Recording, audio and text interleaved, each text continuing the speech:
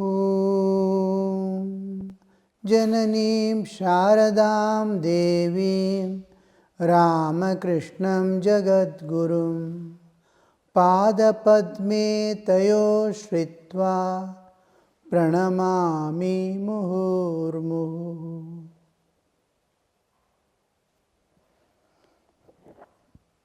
In last class, we were discussing how to bring spiritual consciousness in our day-to-day life, how to become the spiritual entity independent of body, how to get back our lost identity or the spiritual identity. So here we see in the song, "Dwell, O Lord, O lover of bhakti, in the Vrindavan of my heart." Vrindavan is known for the play of Krishna with Gopas and Gopis. Both represent the infinite jivas, and Krishna represents the Lord of the universe who pervades everything as pure spirit. Chaitanya Swarupa, Vishwa Chaitanya. So, the jiva's relationship with God is identified. The Radha is supposed to be sum total of all jivas. Just like when the whole universe dissolves, the bodily existence of every jiva suddenly disappears. None of the jiva experience any pain of his body being crushed or transformed into energy, nothing. It simply melts away into energy. Just like it is as good as entering into sleep. And all the bodily existence goes away. Individual Chaitanya, Chaitanic existence, that is Jiva Chaitanya and or Vyashti Chaitanya, the individual, all join together, the collective.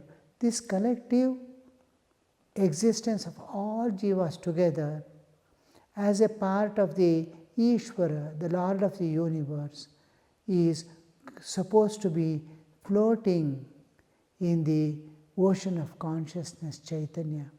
The Chaitanya Sagara alone remains when the universe dissolves. It is infinite, eternal, unchanging reality. This is constantly changing, small universe floating in that absolute. When it dissolves, only that exists. All matter gets converted into energy, and then the Chaitanyas remain together with the universal consciousness, the universe. The universal consciousness, all the jivas' consciousness start flowing in the same absolute without bodies. This is called the Kshira Sagara, in which the Lord Vishnu is sleeping. And he is sleeping where? On the snake, Sheshashai. The snake always represents the process of involution. Involved state is presented by snake, and evolved this Nagaloka and Nadaloka. The space, the consciousness, expansion of consciousness within the consciousness is called Nada. Nadaloka, expansion. This evolution is represented by Nada. Involution is represented always by Naga. How a tree becomes seed is Naga. How a seed becomes tree is Nada. Involution and evolution. So, how that all the jiva's existence, Chaitanic existence, floats together as Vishnu sleeping on the ocean of milk, that is consciousness, Chaitanya. In Chaitanya Sagara, the individual consciousness joined together as the part of the universal consciousness is floating. So this representation in Purana, we give a different pictures that everybody can understand as a story-like part. So in Purana, when we come to the philosophy and actual existence, it needs a little higher understanding. Here, this we see that this collective existence of the jiva is called Radha. Radha, here, when the jivas are one with the universal consciousness, becomes Vishnu. When all the jivas have become the consciousness, individual consciousness, have become collective consciousness as a part of the universal consciousness, then Radha and Krishna have become together. This Radha and Krishna, the all jivas together, and the universal consciousness which is flowing, this is eternal duality. This eternal duality is represented by the concept of Krishna and Radha. And here it exists at individual level also. Within me, in Vedas, we explain it as Dva Suparno, Sahajavso, Sakhayo. They are perching on the same tree, bodily existence. Two birds are there. One is sitting quietly in its own glory. Other is jumping from branch to branch, eating the fruits here and there. Each time it eats a sweet fruit, it enjoys, it jumps to the other, it gets a bitter, it sees it is pain. It looks at the other bird which is calmly sitting in its own glory. No sukha, no dukkha. It is in the bliss, ananda. Beyond sukha dukkha is in. It wants to become that. It jumps one more step towards it and sees. By the time it starts seeing fruits again in the tree, it immediately gets attracted. It runs there, eats one bitter, it may be bitter or sweet. If it is sweet, it enjoys. If it is bitter, it looks again. Little by little, it starts moving towards the bird which is sitting on the top with calm in its own bliss. Finally, it goes just to one step below it.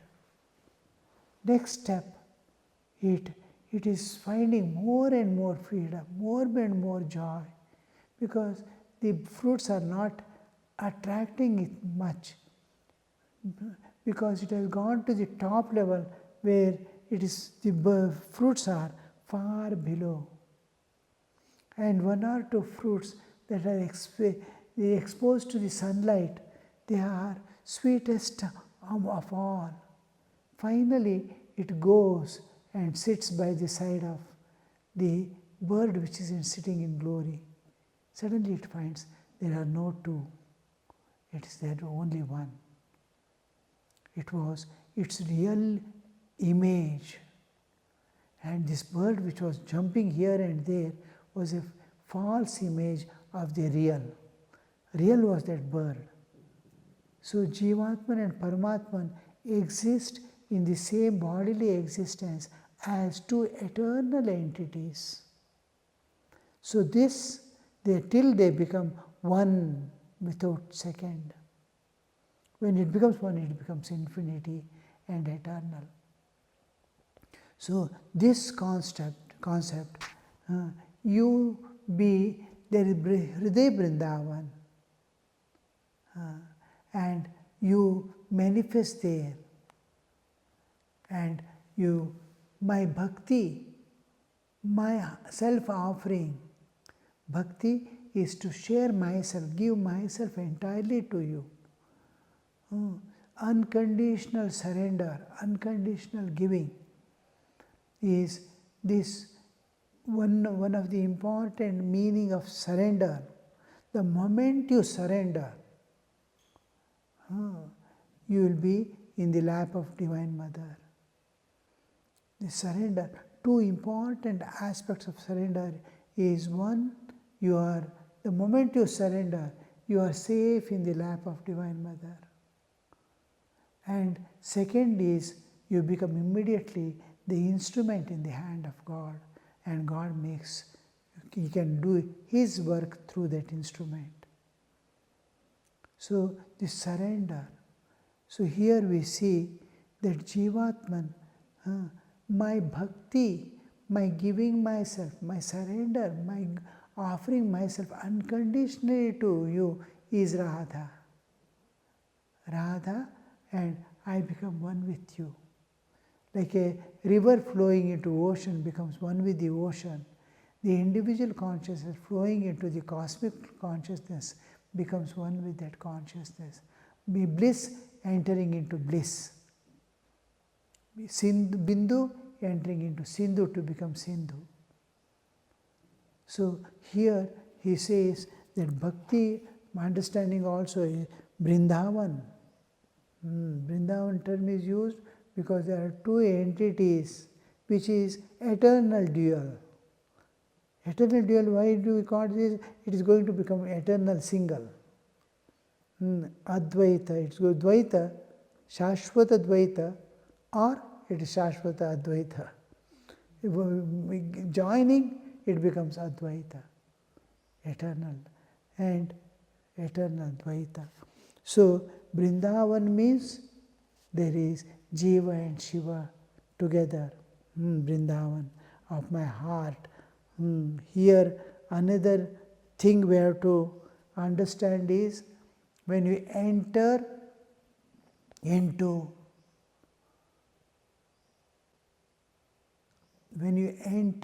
Leela, why Krishna and Radha are taken? It is my own existence, my individual existence, my individual conscious Chaitanya, Vyashti Chaitanya, which is a part of the cosmic Chaitanya. Mamaivamsho jivaloke jivabhuta sanatanaha. My spark is there as the jiva. Krishna says in Bhagavad Gita, 15th chapter, it is my spark. The jivas you see is my spark. I am the fire and they are my sparks. So this identity is concerned mainly with the eternity of existence and present. Leela of God in any aspect, whether it is individual level or at cosmic level or on the earthly level when God incarnates in human form, or for cosmic purposes God may incarnate at cosmic levels like Divine Mother. All this very difficult to understand what happens at the cosmic level, but individual level to some extent at least we can understand. God coming down to the human level, moving about in the earth like Krishna, Rama and all that, we can understand to great extent. And these, when the Leela aspect is concerned, they are eternal present. The moment you enter into Leela, through meditation or whatever process you can reach it, immediately it's happening now. Wherever you enter, any kanda, whether it is Yuddha kanda or Balya kanda, you see it is happening, presently happening, it is eternal present. You are entering into eternal, it is happening in front of you. You are a part of it. Because you have an existence which is unchanging eternal reality. That witnesses. Leela is always Sri Ramakrishna. See, so many saints and philosophers like Shankaracharya, that came and went. So many realized souls like Ramana Maharshi and all came and went. But their life, their struggle won't be there with the eternal present. I can read in books. I cannot enter and see their life again. But avatara like Ramakrishna, I can enter into it any moment and see it's happening presently, it is eternal present. An important difference between avatar and realized souls. Any moment you see it is happening. If you want to see Dakshineshwar days, enter into Leela, there it's happening. Naren coming, running, Thakur, everything is there. Story going on. So this one is eternal. When we dwell, O Lord, O lover of bhakti, in the Vrindavan of my heart. Vrindavan is a Leela part. It is eternal. I am there eternal within me. You are there eternal within me. And let my love be the Radha. And means let our relationship enter into eternity and eternal present. Let by me experiencing your presence all through, beyond the universal existence into the transcendental existence of eternity. Let me be. That's why when we considered the relationship of a devotee with the incarnations of God, we bring the picture of eternity into it. Eternal companion. We don't use the eternal companion with respect to any saint. It's only my relationship with the avatars. We don't use it with the cosmic forms also. Though it is eternal, like Shiva and Parvati and all this, we don't use the term eternal companion. Because all the Leela at that level, at cosmic level of the Durga or anybody, I cannot enter and experience that cosmic play, Leela of divine. I cannot enter into it and experience that. Unless Divine Mother gives me special strength to pursue those things. Even vision we won't be able to see. One of the Swamis wrote a letter in that one more spiritual experience my body mind will not be able to bear. It will be like a sheet of glass which has left the hand. It's falling and breaking into pieces. My existence will break. One more spiritual experience. Like 440 volts coming through these lights. It fuses like that. We can't bear the cosmic experiences. We don't use the term because it is so high voltage that I'll be not able to, I'll be just burnt away. I can go and land on the moon. I cannot go and land on the sun. Going closer itself, the person evaporates. Nothing would be left over to reach there. Like that, the cosmic, we don't use the term eternal companion, but with the relationship, oh, God has made me enter into eternal companionship with Him. He has made me an Ishvara Koti. From ordinary Jiva Koti. Means I am going to experience His presence at all times and be with Him in His personal contact.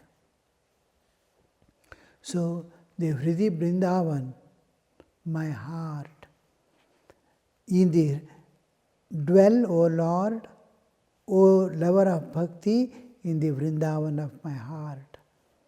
And my devotion unto Thee will be Thy Radha, dearly loved. The song continues. It is left dotted.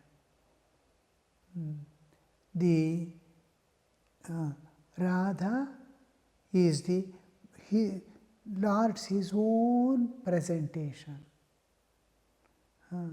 Just like Jivatman and Paramatman. At the cosmic dual, eternal cosmic dual, we use the term Radha and Krishna.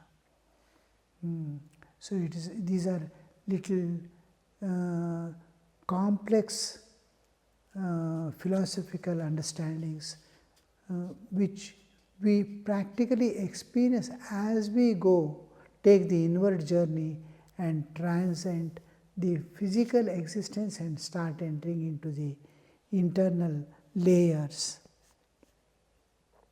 And again, another song. The dark cloud of the summer storm fades into nothingness. When flute in the hand and a smile on his lips, lighting the world with his loveliness, Krishna, the dark one, appears. His dazzling yellow robe outleans even the lightning's glare. A wreath of wildflowers, interwoven, gently swing from his youthful breast and softly kisses his feet. See there, he stands, the Lord of life, the moon of Nanda's line, outshining all the moons in heaven, and with the splendor of his rays, flooding the Jamuna's bank. He stands there, stealing the maidens' hearts. He lures them from hearth and home. Krishna enters my own heart's shrine, and with his flute note steals away my wisdom, life and soul.